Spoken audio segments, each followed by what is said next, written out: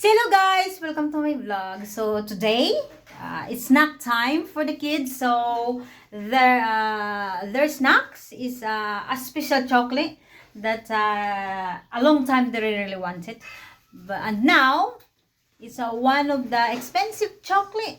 Yeah, I think so, and it's hard to find this kind of chocolate. So it's pricey. They said it's pricey, but maybe it's pricey, and also it's yummy maybe. But one of my stores they said it's yummy. So win-win, 50-50. They said it's yummy. They said no. So we'll see. So it's I give the kids a chocolate. So actually I revealed in a minute. Okay, so now I'm go to the kitchen to get the chocolate. So I show you what kind of chocolate is that. So now I'm on the way to the kitchen to take the chocolate. So now here in the kitchen. So stay there, guys. So they're very excited.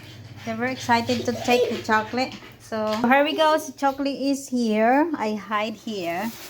So this is it. So let's see. We'll see. Let's go out in the kitchen first, and then chocolate. So, tararan. So here, we see here. So, so here. So are you ready? Yeah. Okay. One. So it's a chocolate reveal. 1, 2, 3. Taran! So it's Mr. Beast. Okay. See here, it's a Mr. Beast Feastables Milk. What's that? Crunch. So the other one is almond, but it's already eaten already. Khalid already. Rashid already eat it. Here.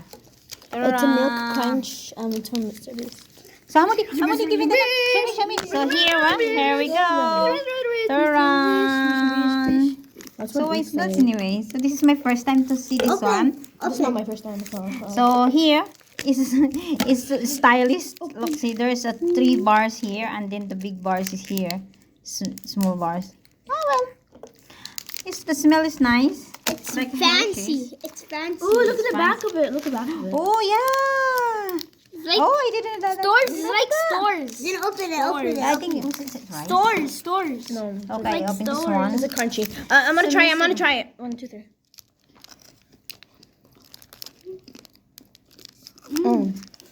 So here, there's a Mr. Beast here. A logo here.